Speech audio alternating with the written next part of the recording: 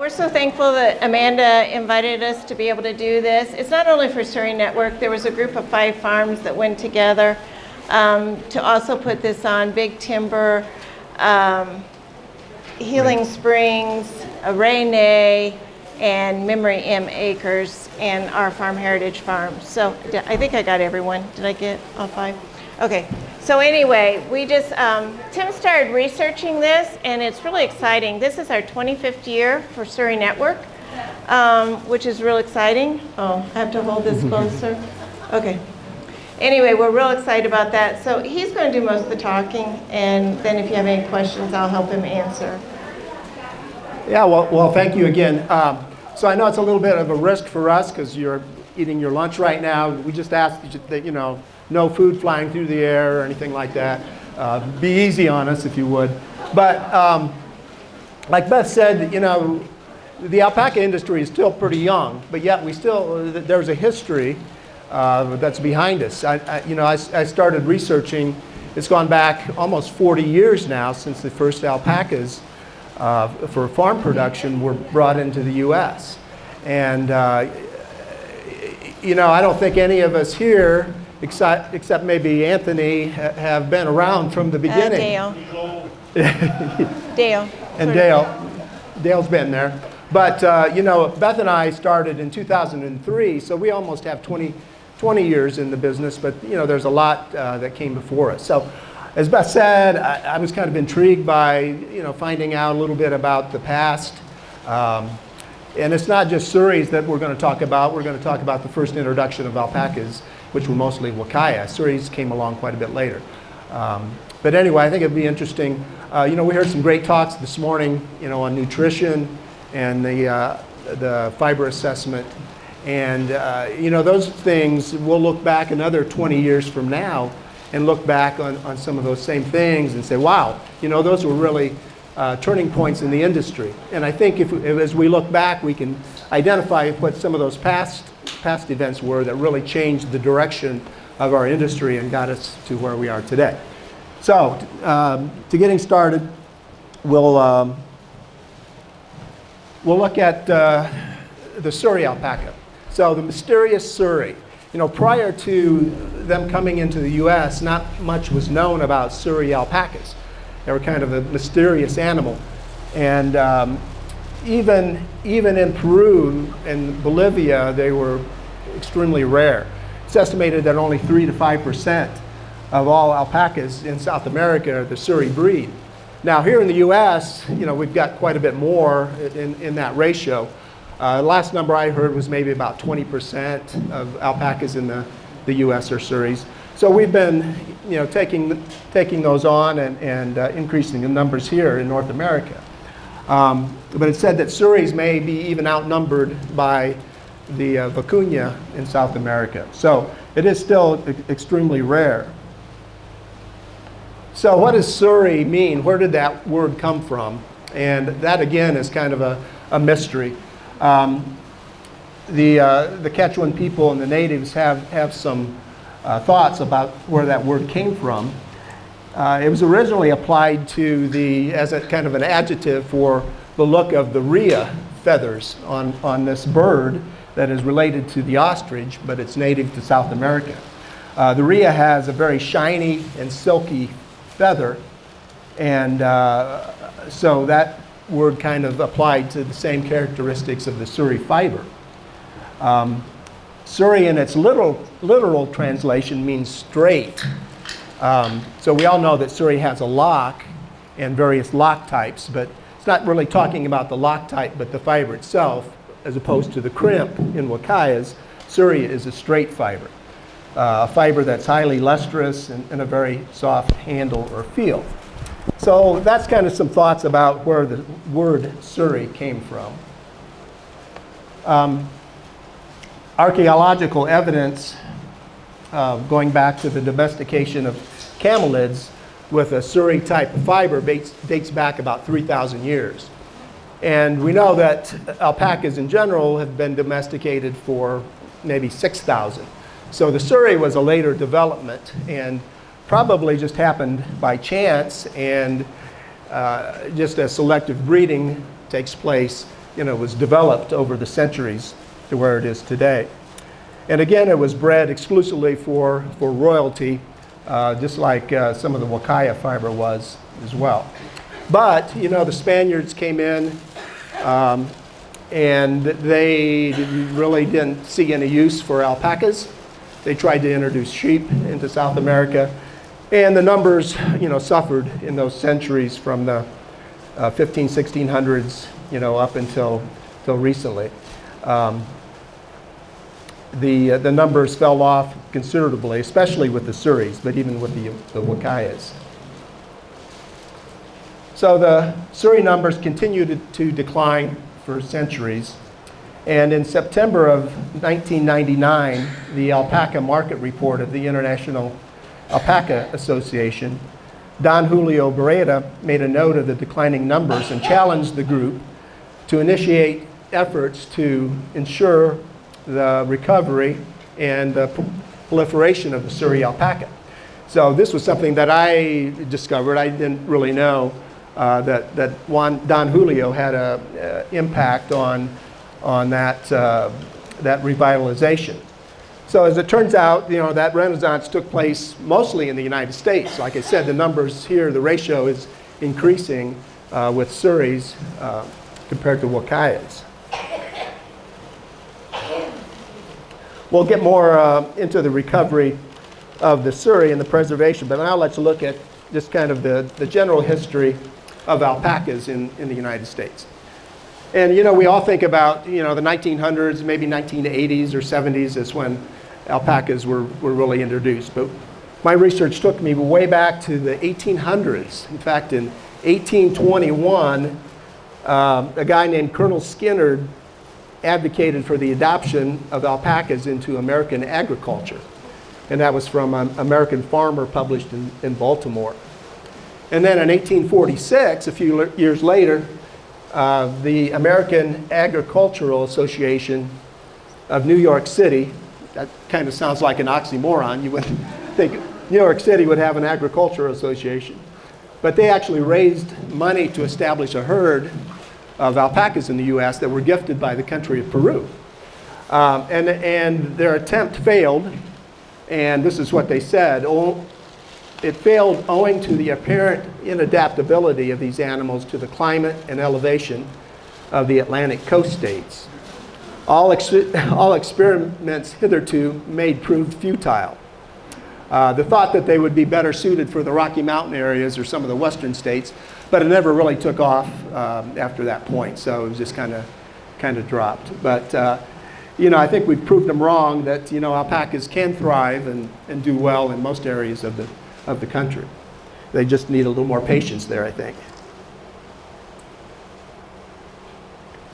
And then, dating back to the early 1900s, the borders were closed to the importation of alpacas, or camelids in general, from 1929 to 1983 by the U.S. government because of foot and mouth disease.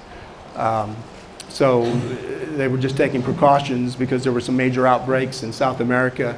Anthony's shaking his head, remembers that. And so the importations were closed for quite a while, until 1983. So, going back into the 1970s or moving up to the 70s, there was really an interest in camelids in general, especially with llamas. There were more and more llamas made known in the U.S. through zoos and other groups. Numerous llama publications sprung up. Popular events like llamathons took place, which the way I read it was kind of a marathon or a race that you could run with your llama. I don't know. So the 80s, the demand really picked up, and llamas began to command pretty high prices at some of the auctions. And Celebrity Sales, who will be here this weekend, actually held the first llama sale in 1989, and it was one of the most successful auctions of all time. So shifting our attention then to alpacas, starting or prior to 1980, there were some alpacas in the U.S., but they existed mostly in zoos and in private collections, not really for production purposes or anything. The first known private importation of alpacas occurred in 1980 when Richard and Kay Patterson purchased a herd of 10 alpacas from England. Now these alpacas were third generation seed stock from South America that they had. They held them for a couple years, and then Dr. Ralph Uber purchased the herd from the Pattersons in 1982, and he added to the collection of additional alpacas from a zoo in Canada. Now this picture shows Mrs. Patterson. I think about 12 years ago, she retired. Of course, she didn't have her alpacas at that point, but she became very well known in the llama industry. So she retired her farm in 1982, or just about 12 years ago. And she now, or her farm was just a few miles away from here in Sisters. So there's a close connection to this area. Dr. Uber, his family actually still has the alpaca farm in Washington. Does anybody know of Uber's? Okay. Chuck Uber is his son. Yeah. And he just recently this year sold the last of his herd, and we're partners with him on his last herd sire. Okay, awesome. So that's a neat, going back into 1982. So again, it's fun to find out some of these old things. So as far as the early imports into the U.S., in 1983, Irv Kessling from Kokomo, Indiana, it's our hometown. We're only about 10 miles from Kokomo. He imported 30 alpacas directly into the U.S. from northern Chile. So he's often attributed to the first importer, but actually his group was a part of a much larger group of alpacas owned by Tom Hunt and Jürgen Schultz, camelids of Delaware, and Phil Mazzari of the Pet Center in LA. So there's some contention whether Irv was actually the first, but some of his were the first that were released from quarantine. Then again in 1984 and 1988, imports of about 250 huacayas were brought in from northern Chile. And then in 1984, Anthony, correct me if I'm wrong, that you bought some of these and started selling them from your farm. You purchased 20. Okay. So Anthony here is a real pioneer in our industry. Phil Mazzari bought about 134 alpacas as well from the importers, but it said that he didn't sell them to the public for about a year later. I want to go back to Irv Kessling. He's still alive. He's in his 90s right now, still lives in the Kokomo area. He sold his last alpacas just a few years ago. Well, he actually donated. He donated a lot of his alpacas to 4-H clubs around Indiana. And then he also sent about 10 or 12 alpacas to Purdue University, where they're housed there, and they're used for plasma transfers and things like that for any need. So, do you have a question? Bill Barnett, I believe, was. Anthony, correct me. Was he a part of the group with Irv Kessling?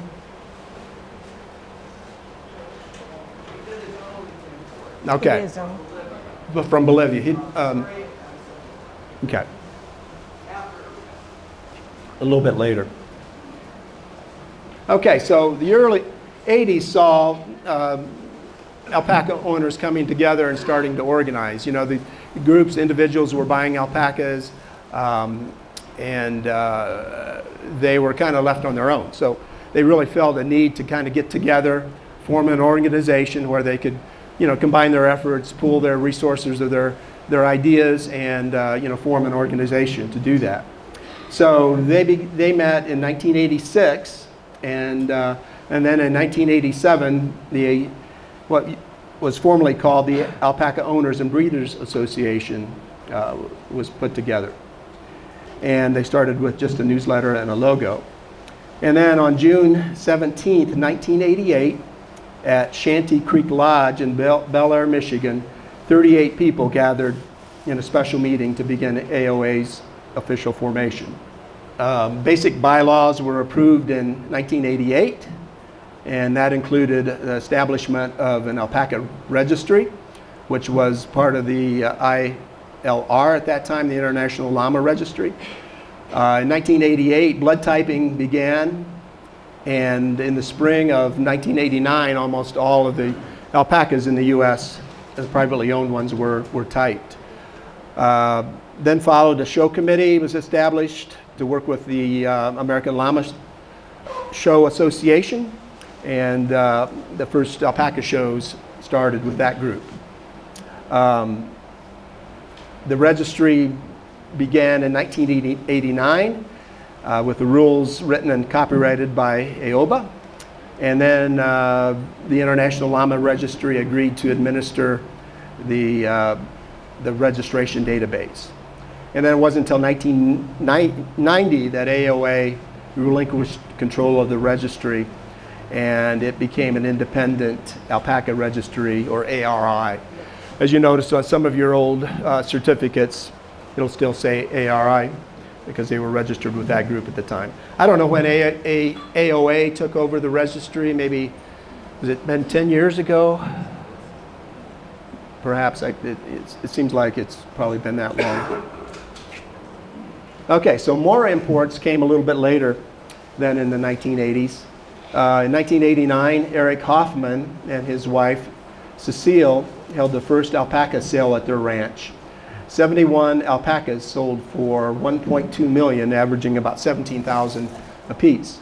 Bravo Bravo was the top-selling male at $60,000. And then Anthony and Fred Swift and officials from Peru and the USDA created a quarantine protocol because, again, the threat of hoof and mouth disease was very real, and the only way that we could bring alpacas into the U.S. was to have this very stringent quarantine protocol in place to actually monitor those alpacas for a period of time. And I believe it was 6 months, was it, that they were in quarantine?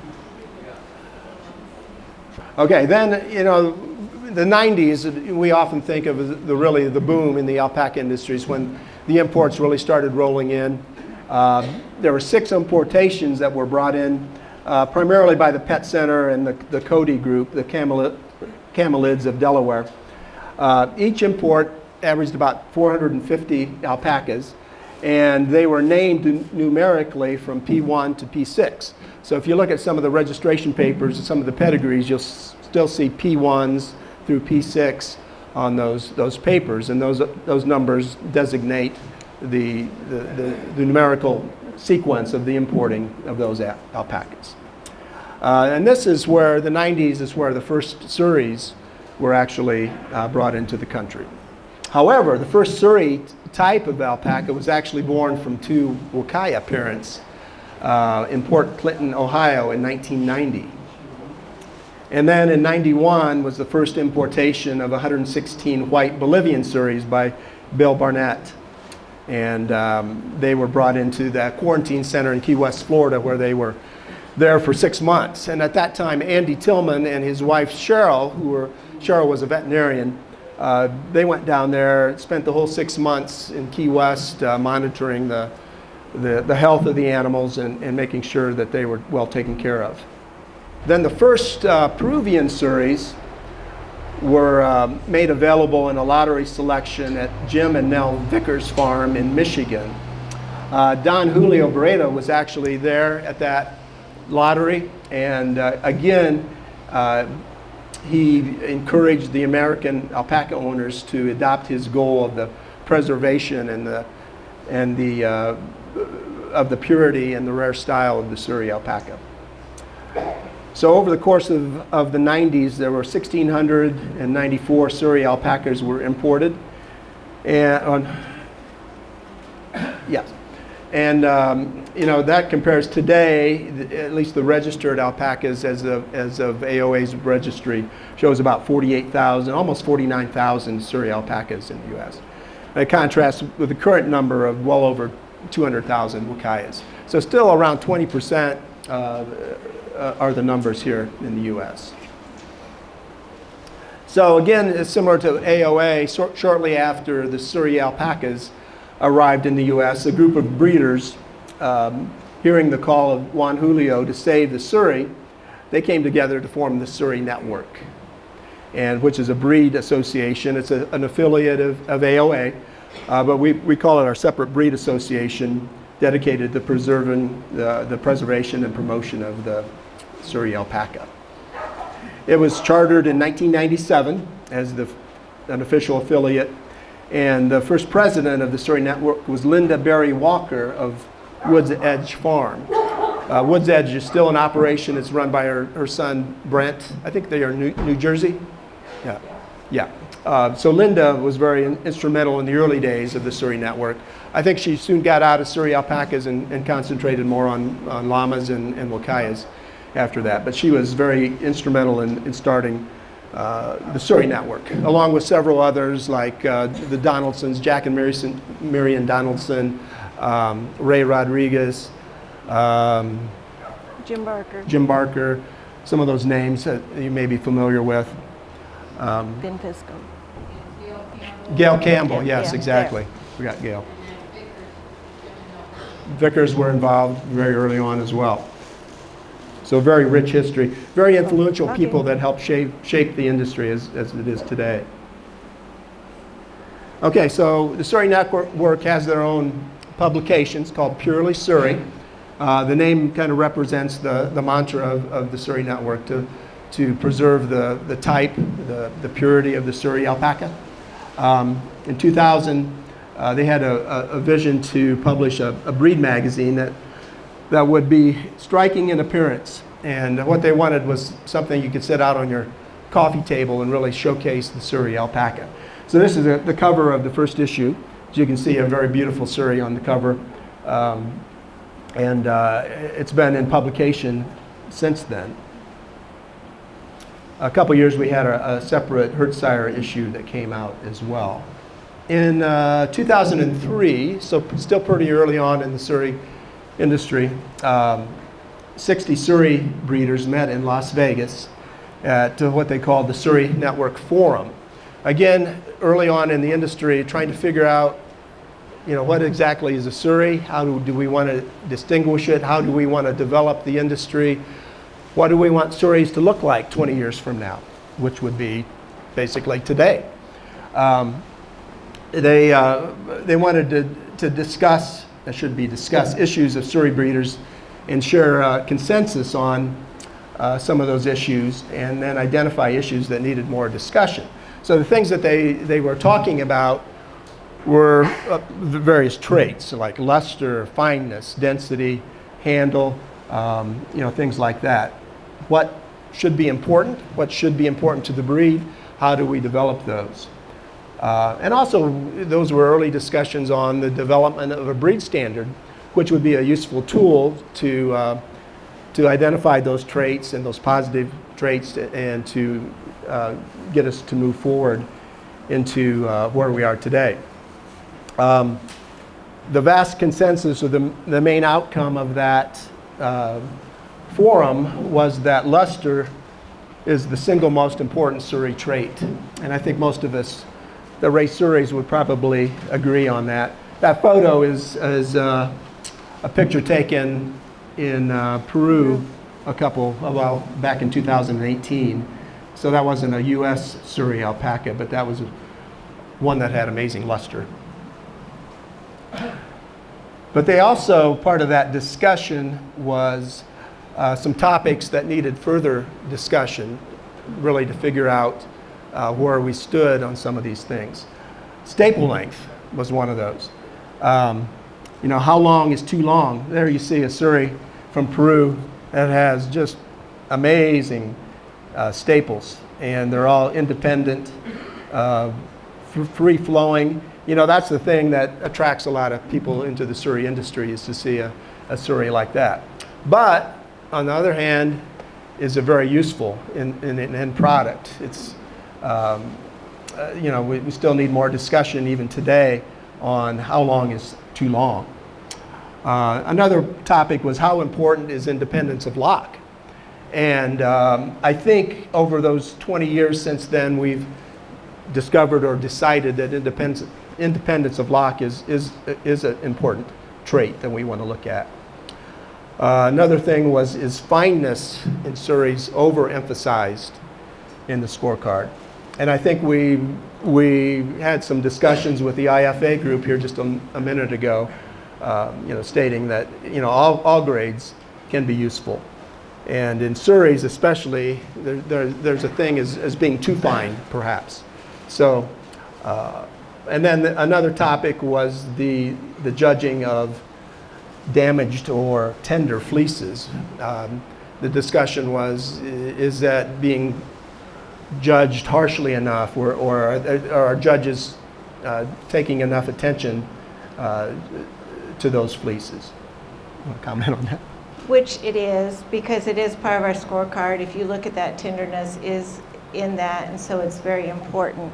And back to the length, all lengths have a purpose. It's just what you want to use it for and how you want to use it. So there's still a lot of discussion going on in that area also.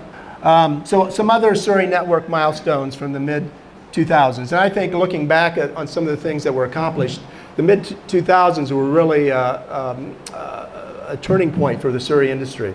There were a lot of initiatives that were brought forward that were the first in the alpaca industry altogether.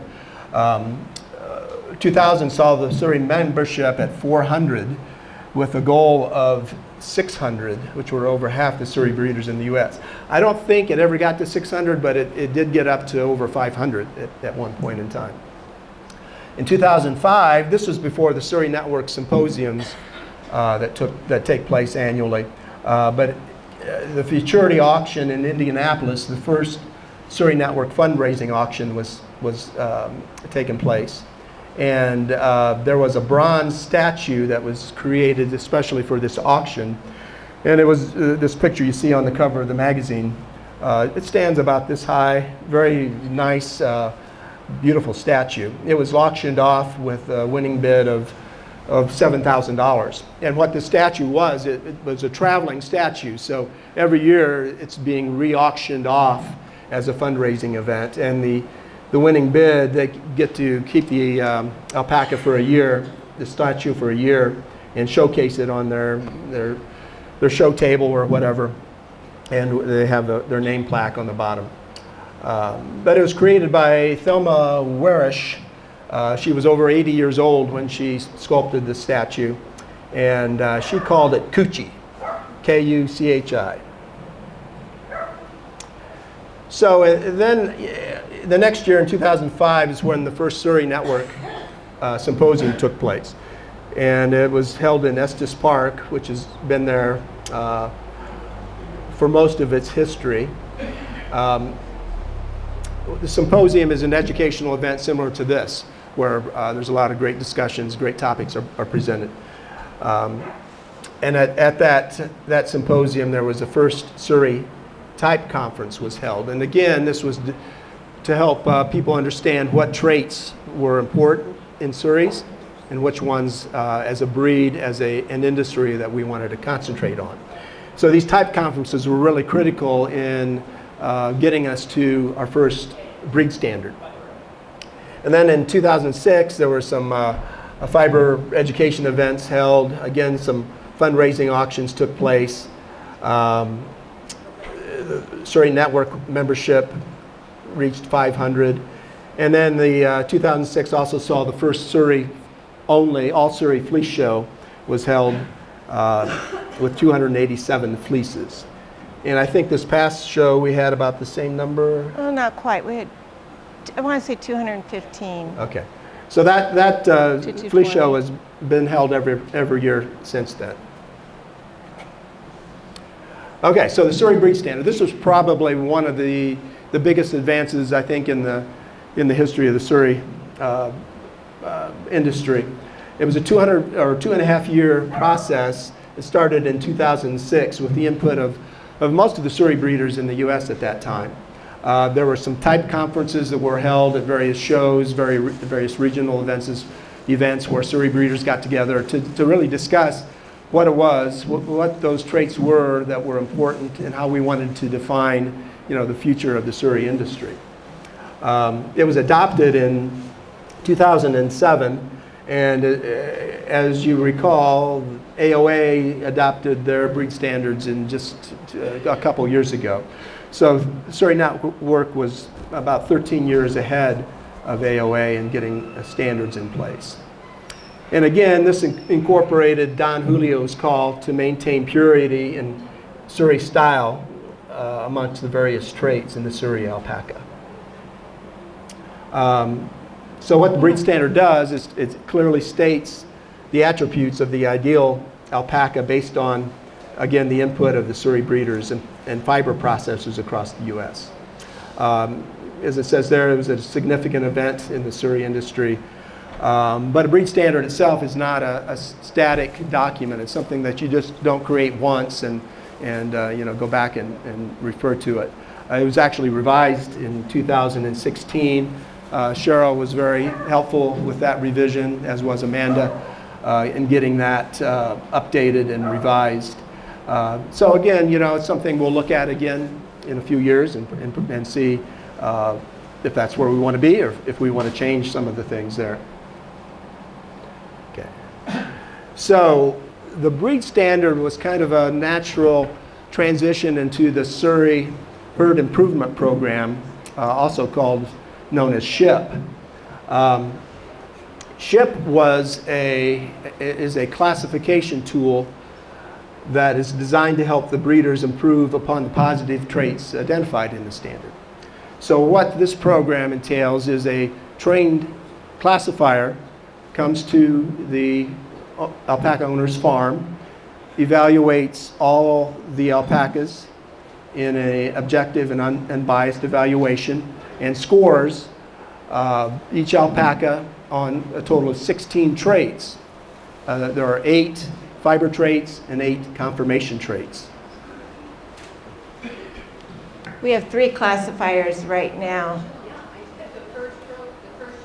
Oh, Mary Reed was one of our first classifiers. That very first one? And Susan.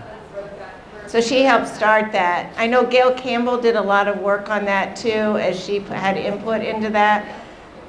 And then we had Cheryl and Mary Lou Klingen work on it for a while. And Cheryl's still with us, and Stephanie and Arturo just got calibrated with Cheryl last year, so we have 3 of them that's doing it. So at the end of the day, at the end of the evaluation time, the owner comes home with all these scorecards with an evaluation of all these 16 total traits. And then those scores are actually entered into a database.